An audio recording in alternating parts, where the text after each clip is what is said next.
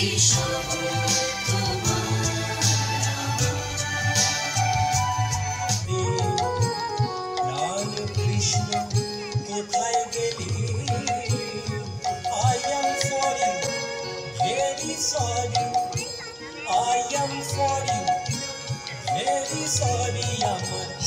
do you know of it? I had so much fun.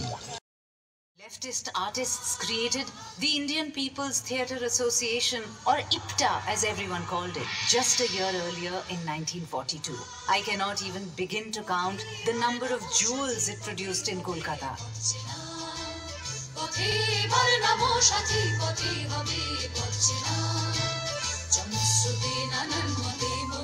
Nabanno was just one of them.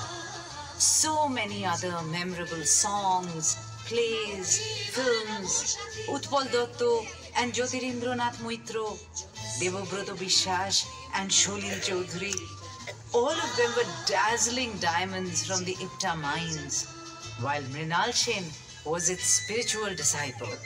So inspiring, using art as a weapon to transform society, to galvanize thousands of people with excellence and passion.